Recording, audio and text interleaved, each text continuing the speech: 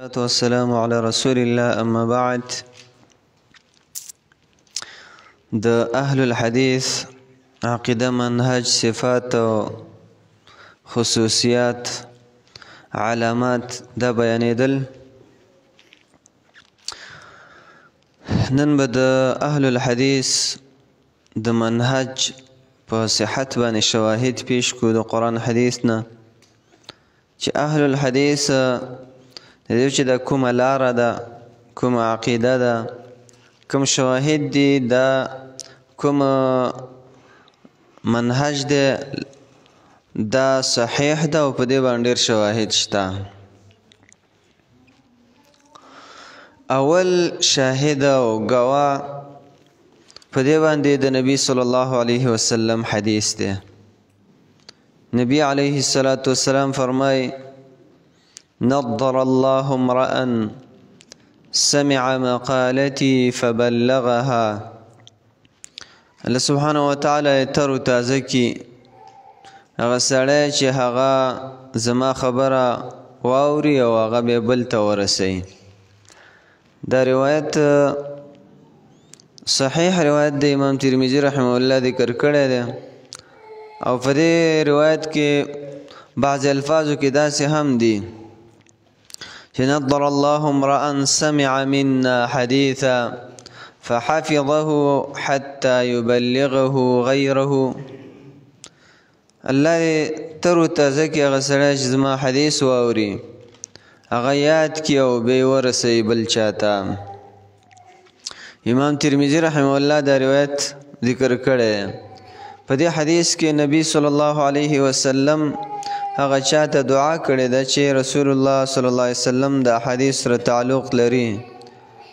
اول د حدیث مصداق هغه صحابه و، بیا د قیامت پورې چې څومره اهل الحدیث راځي نو دا ټول د دې مصداق دی. د رسول الله صلی الله علیه وسلم احادیث دا چې څوک مني او څوک لولي او څوک په دې باندې عمل کوي او څوک ترېنه عقیده یادوي، دغه ټول د دې حدیث مصداق دی. امام شعبی رحمه الله هغه ډېر ښکلی قول کړی، او دا هم یو شاهد دی په دې خبره باندې چې د اهل الحدیث منهج د صحیح منهج دی او د دیو د عقیده دا صحیح عقیده ده. امام شعبی رحمه الله دا هغه کس دی چې د 500 صحابه لیدلی دي. 500 صحابه لیدلی دي، او د په هغه دور کې د اهل الحدیث په دې منهج باندې ګواهي ورکړې چې دا صحیح منهج دی او دا صحیح خلق دي. امام شعبی رحمه الله دا فرمای: وَيَكْرِهَ الصَّالِحُونَ الْأَوَّلُونَ الْإِكْثَارَ مِنَ الْحَدِيثِ.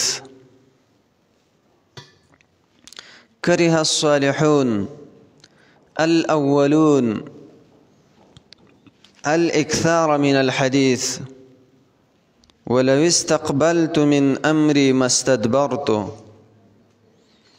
ما حدثت إلا بما أجمع عليه أهل الحديث. كره الصالحون الأولون الإكثار من الحديث ولو استقبلت من أمري ما استدبرت ما حدثت إلا بما أجمع عليه أهل الحديث.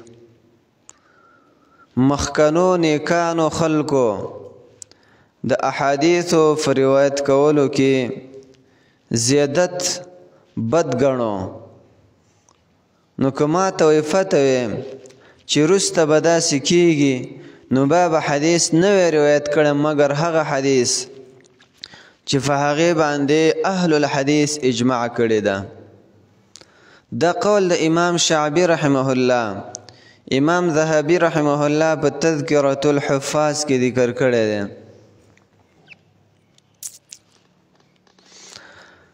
دا لوی شاهد دی په دې خبره باندې چې د اهل الحدیث مذهب او منهج د صحیح دی. دویم صحابه ته اهل الحدیث ویل شوي دي. تاسو ګورئ امام شعبي رحمه الله ته چې د 500 صحابه لیدلي دي او د 48 نه د احادیث اوریدلي دي. امام شعبي رحمه الله د 48 صحابو نه احادیث اوریدلي دي. تهذیب التهذیب کې دا خبره لیکلې ده. او امام شعبي رحمه الله صحابو ته اهل الحدیث وایي.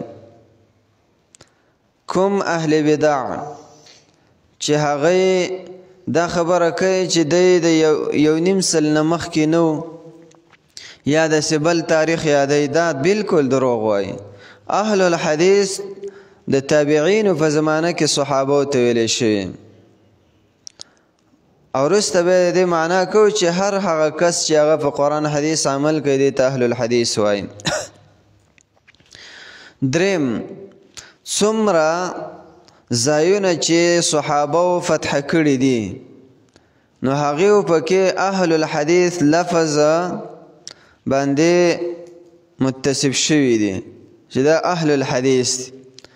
لکه ابو منصور عبدالقادر ابن طاهر البغدادي صاحب دا فرمای حاصل د دې د قول دا دی چې د روم، جزیره، شام، اذربایجان چې څومره درې دي او څومره لارې دي د هغې ټولو اهل په مذهب د اهل الحدیث باندې و. اهل الحدیث په مذهب باندې هغه و. صحابو چې څومره فتوحات کړي دي، که هغه شام دی او که جزیره ده او که اذربایجان دی او که اندلس او که یمن، د دې ټولو خلک چې دي دا وایي اهل الحدیث. كانوا على مذهب اهل الحديث. دا د اهل الحديث په مذهب باندې. اصول الاسلام للبغدادي دا هغه کتاب د فقه کې دا قول له. څلورم صحابون تابعین او احادیث یاد کړی دي او تابعین صحابو ته اهل الحديث ویلي دي. د تابعینو په زمانه کې به اهل الحديث او اصحاب الحديث دا ویل کېدل. دا لقبونه به استعمالیدل صحابو ته هم او د قشان علماء ته هم دغه وخت کې چې کوم چا چې په حدیث باندې عمل کوم. د مذهبونو او د فرقو جوړېدلو نه مخکې دا الفاظ استعمال شوي دي. حنفیت لا نو او دا الفاظ استعمال شوي دي. شافعیت لا نو او دا الفاظ استعمال شوي دي. او حنبلیت او مالکیت او ظاهریت او چې څومره ډلې جوړې شوي دا یو هم نو. او اهل الحدیث وو او دغه الفاظ هغې ته استعمالېدل. اصحاب الحديث او اهل الحديث. امام ذهبي رحمه الله دا لیکلی دي چې سعید رحمه الله فرمایي و هشام ابن عبد الملك د زهري ته ویلې چې ته راشه او زما د بچو ته داسې خط لیکو لږ درس ورته کوه. نو دې ورته 400 احادیث ولستل د دې بچو ته. بیا امام زهري رحمه الله د دېونه لاړو او داسې ویلې اين انتم یا اصحاب الحديث. تاسو چیرته ای اصحاب الحديث. ګوره امام زهري رحمه الله صحابي دی که تابعي دی؟ دا تابعي دی. امام زهري رحمه الله تابعي دی او په هغه وخت کې اصحاب الحديث لفظ استعمال کړی دی. دا کلک شاهد دی په دې خبره باندې چې اهل الحديث پخوا وو او دا حق مذهب دی. تاریخ بغداد کې دا روایت تذکرة الحفاظ کې امام ذهبي رحمه الله ذکر کړی. امام خطیب بغدادي رحمه الله په تاریخ بغداد کې یو قول ذکر کړی دی د ابن عمار صاحب. دا فرمایي وی د کوفیینو او مدنیینو د اصحاب الحدیث تلی عبدالملک بن ابي سلیمان، عاصم الاحول، عبید الله بن عمر، یحیی بن سعید الانصاری دی د کوفیینو او د مدنیینو تلی چې دی هغه وی دا خلق دی او دا څه دي اصحاب الحدیث دي. موازین اصحاب الحدیث من الكوفیین والمدنیین عبد الملك بن ابي سليمان وعاصم الاحول وعبيد الله بن عمر ويحيى بن سعيد الانصاري. دا خلق دي، دا د کوفیینو او د مدنیینو موازین او تلی دي. نو ګوره دغه خلکو ته اصحاب الحدیث لفظ استعمال شوی دی. پنځم شاهد تبع تابعین و علم د تابعینو نه یاد کړی دی او هغې ته اصحاب الحدیث او اهل الحدیث ویلی دي، هغې ته ویلی شوي دي او په دې لفظ باندې به هغې خوشحالېدل، په اهل الحدیث لفظ باندې به هغې خوشحالېدل.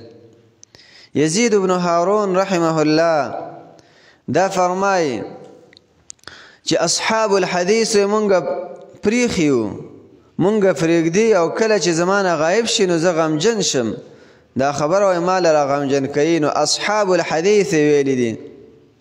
سفیان الثوری رحمه الله دا فرمای وی لو لم یأتونی لأتیتهم فی بیوتهم یعنی اصحاب الحدیث. که دا خلق ما ته نه راځي زه به ورځم دیو کورونو ته، ان دا اصحاب الحدیث زه به ورځم حدیث به یادوم، ملاقات به ورسره کوم. شرف اصحاب الحدیث کې دا دواړه اقوال دي. او سفیان ثوری رحمه الله د امام اوزاعی، مالک، ابن المبارک، شعبه، سفیان بن عیینه استاذ دی. د اصحاب الحدیث لفظ ذکر کړی او سفیان ثوری رحمه الله ندام نقل للملائکة حراس السماء واصحاب الحديث حراس الارض. وملائکه دا د اسمان حارسان دي، څوکیداران، او اصحاب الحدیث دا وی د ځمکې څوکیداران دي. شرف اصحاب الحدیث کې دا قول دی. نو سفیان ثوری رحمه الله د اصحاب الحدیث او اهل الحدیث لفظ استعمال کړی دی او دا د پخوانۍ زمانې عالم دی او دا خبره هم کړې ده چې الاسناد سلاح المؤمن، دا سند دا د مؤمن سلاح ده. کله چې دې سره سلاح نه وي فبأي شیء یقاتل، په څه باندې بیا جنګ کوي؟ چې اسلحه در سره نه وي نو بیا جنګ به په څه باندې کې؟ یا اسلحه در سره کارتوس د سنې بیا به څه کې؟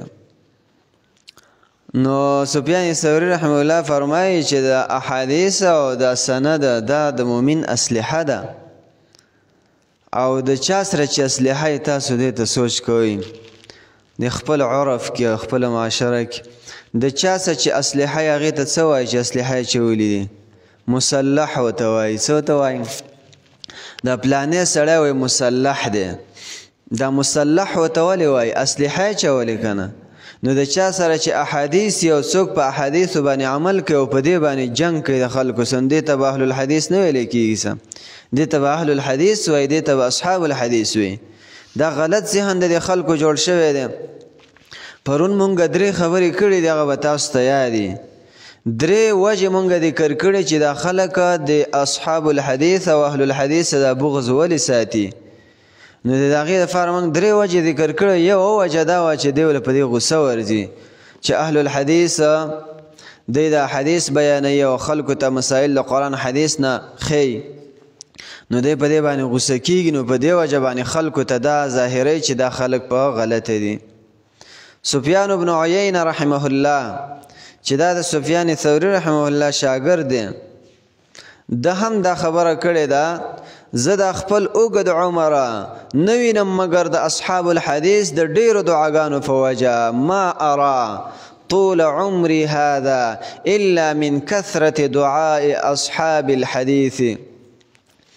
دا زما چې عمر ډېر دی او دا دومره خدمت کوم د قرآن حدیث نو دا د اصحاب الحدیث دعاګانې دی وایي ما ته دې خلکو دعاګانې کړي په دې وجه باندې. سفیان ابن عیینه رحمه الله د اتیاو نه زیاتو تابعینو سره ملاقات شوی دی او دا به د حکماو د اهل حدیثو نه شمارېدو چې دا سړی دا اهل الحدیث دی.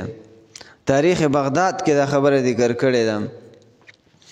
امام بغدادي صاحب خطیب بغدادي امام احمد رحمه الله دا فرمای وی وکانا شعبة من اشد اصحاب الحديث.